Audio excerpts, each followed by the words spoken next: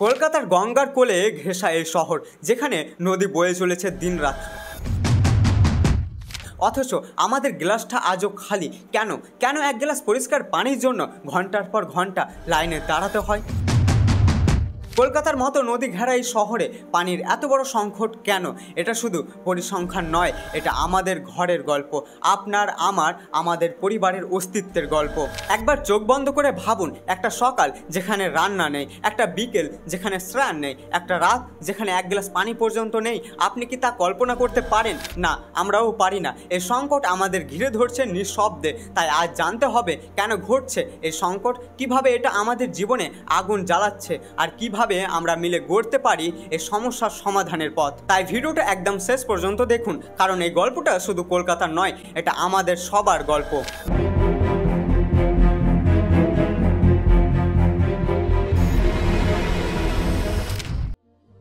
কলকাতা শহরের গল্পটা একটু অন্যরকম।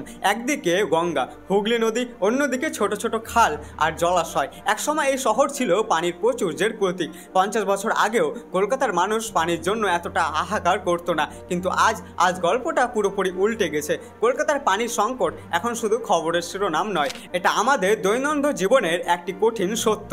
কিন্তু এই সংকটটা শুরু হলো কিভাবে? চলুন একটু পেছনে ফিরে তাকাই।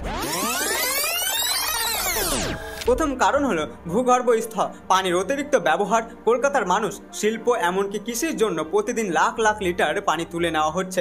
গবেষণা বলছে 2017 থেকে 2021 সালের মধ্যে কলকাতার ভূগর্ভস্থ পানির স্তর প্রায় 18.6% কমে গেছে। এবং গবেষণা এটাও বলছে যে 2017 থেকে 2025 সালের মধ্যে কলকাতার ভূগর্ভস্থ পানির স্তর প্রায় 44% কমে যেতে পারে।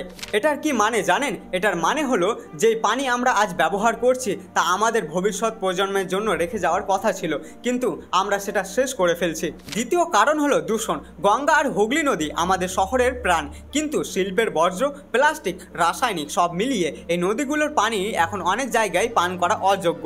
একটা তথ্য শুনলে আপনি অবাক হবেন। গবেষণা বলছে কলকাতার প্রায় 75% ভূগর্ভস্থ পানি এখন নোনা এবং ব্যবহারের জন্য অযোগ্য। এই দূষণ শুধু নদীর নয়, কিছু এলাকায় পাইপলাইনের মাধ্যমে কলের পানিতেও দূষণ ছড়িয়ে পড়ছে। তৃতীয় সমস্যা হলো আমাদের অবকাঠামো। কলকাতার পানির ব্যবস্থার অনেক পাইপলাইন পুরনো, ফুটো। প্রতিদিন প্রায় 35% পানি ফুটো হয়ে নষ্ট হয়ে যায়। ভাবুন তো, যে পানির জন্য আমরা লাইনে দাঁড়াই তার একটা বড় অংশ রাস্তায় গড়িয়ে যায়। এই তিনটে কারণ, অতিরিক্ত পানি তোলা, দূষণ আর পুরনো অবকাঠামো মিলে কলকাতাকে পানির সংকটের দিকে ঠেলে দিয়েছে।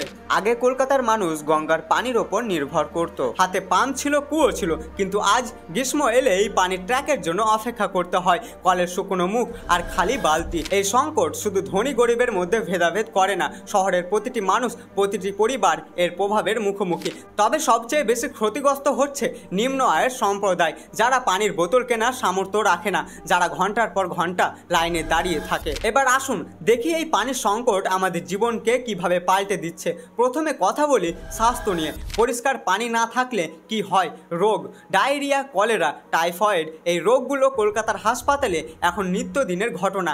একটা তথ্য শুনুন, প্রতি 10 জনের মধ্যে 3 জন কলকাতার মানুষ পরিষ্কার পানি পায় না। ফলে শিশু আর বয়স্করা সবচেয়ে বেশি ভুগছে। ভাবুন, একটা শিশু বারবার অসুস্থ হচ্ছে শুধুমাত্র তার মা পরিষ্কার পানি জোগাড় করতে পারছে না বলে। এই সংকট শুধু স্বাস্থ্যের ওপর প্রভাব ফেলছে না, এটা আমাদের অর্থনীতিকেও টেনে নামিয়ে দিচ্ছে।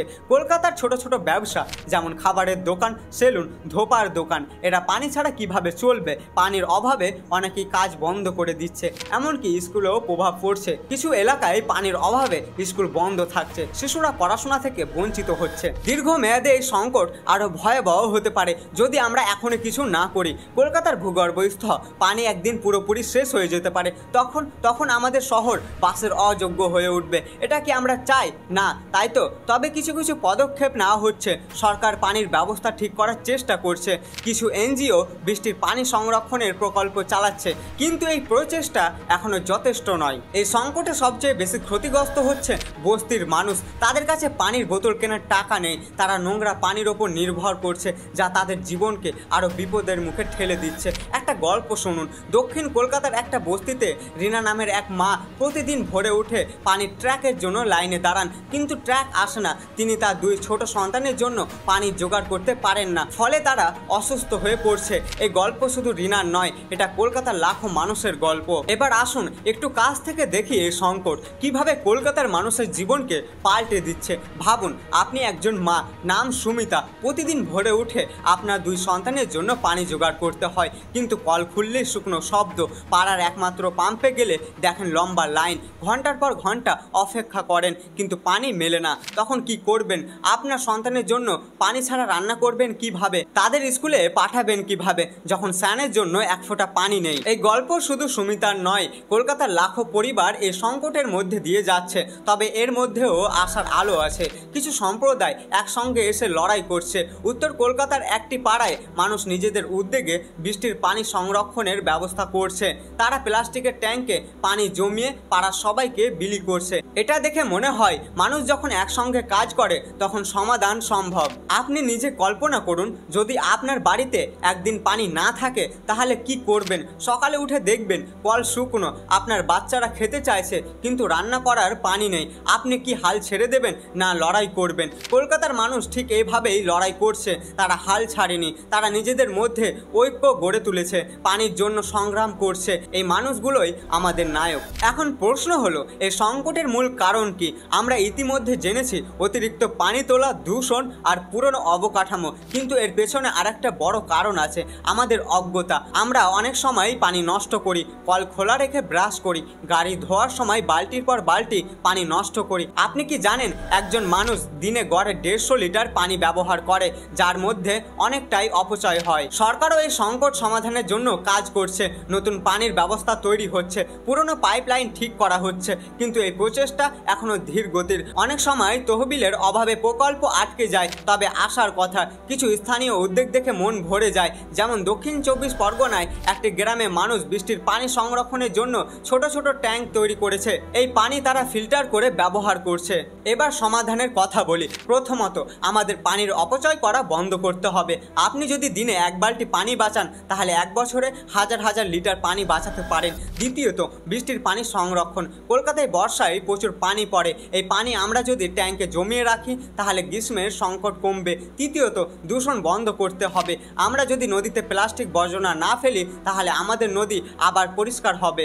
আপনি কি করতে পারেন? ছোট ছোট পদক্ষেপ নিন। কল বন্ধ রাখুন যখন প্রয়োজন নেই, বাড়িতে একটা ছোট ট্যাঙ্ক বানান বৃষ্টির পানি জমানোর জন্য, পাড়ার মানুষের সঙ্গে মিলে সচেতন বাড়ান। এই ছোট ছোট পদক্ষেপগুলোই একদিন বড় পরিবর্তন আনবে। আমরা শুরু করেছিলাম একটা প্রশ্ন দিয়ে, নদী ঘেরা কলকাতায় পানির হাহাকার কেন? এখন আমরা জানি এই সংকটের পেছনে ভূগর্ভস্থ পানির হ্রাস, দূষণ আর আমাদের নিজেদের অজ্ঞতা দায়ী, কিন্তু আমরা হাল ছাড়ব না। কলকাতার মানুষের মধ্যে যে ঐক্য, যে শক্তি আছে, তা দিয়ে আমরা এই সংকট মোকাবিলা করতে পারি। আপনার একটি ছোট্ট পদক্ষেপ কলকাতার ভবিষ্যৎ বদলে দিতে পারে। আজ থেকে শুরু করুন, কল বন্ধ রাখুন, পানি বাঁচান, পাড়ার মানুষকে সচেতন করুন, বৃষ্টির পানি জমানোর জন্য একটি ছোট্ট ট্যাঙ্ক বানান। এই ছোট ছোট কাজই আমাদের শহরকে বাঁচাবে।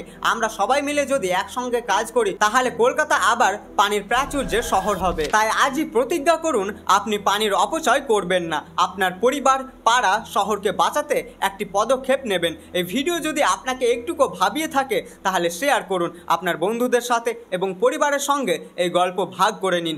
কারণ এই সংকট শুধু আমার বা আপনার নয়, এটা আমাদের সবার। আসুন একসঙ্গে কলকাতাকে বাঁচাই। আবার দেখা হবে আপনাদের সাথে পরবর্তী ভিডিওতে। তাই জানুন, বুঝুন আর এগিয়ে চলুন।